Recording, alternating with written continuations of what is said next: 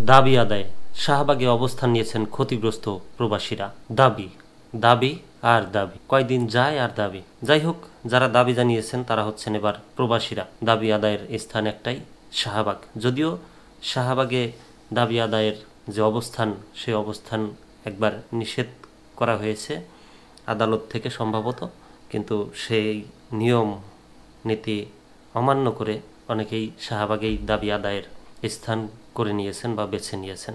কি দাবি করেছেন সেগুলো একটু দেখি। 3 দফা দাবি নিয়ে শাহবাগে অবস্থান নিয়েছেন জুলাই আন্দোলনে ক্ষতিগ্রস্ত আরব আমিরাত ফেরত ও অন্য দেশ থেকে ফেরত প্রবাসীরা দাবি জানিয়েছেন।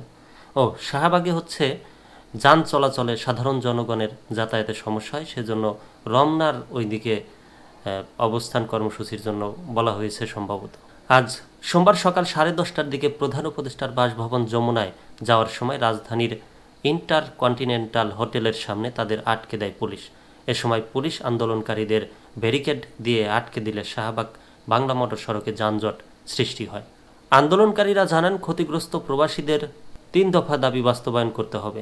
প্রধান উপদেষ্টা বা সরকারের কোনো প্রতিনিধির সঙ্গে দেখা না হওয়া পর্যন্ত আন্দোলন চালিয়ে যাবেন। তারা বলেন, দীর্ঘদিন ধরে প্রবাসীরা ন্যায্য অধিকার প্রতিষ্ঠার জন্য আন্দোলন করে আসছেন। গত 7 ফেব্রুয়ারি জাতীয় প্রেস ক্লাবের সংবাদ সম্মেলন করে অন্তর্বর্তী সরকারের 48 ঘন্টার আলটিমেটাম দেওয়া হয়েছিল, যেন প্রবাসীদের দাবিগুলো দ্রুত বাস্তবায়ন করা হয়। কিন্তু দুঃখজনকভাবে এখন পর্যন্ত কোনো কার্যকরী পদক্ষেপ নেওয়া হয়নি। তারা বলেন, বারবার আশ্বাস দেওয়া হলেও প্রবাসী কল্যাণ ও বৈদেশিক কর্মসংস্থান মন্ত্রণালয় বা উপদেষ্টারা কোনো কার্যকর উদ্যোগ নেননি।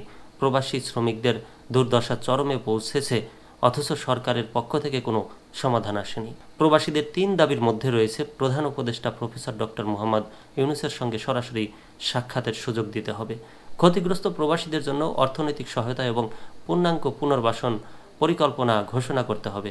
প্রবাসী শ্রমিকদের অধিকার রক্ষায় সরকারকে দ্রুত কার্যকরী পদক্ষেপ নিতে হবে।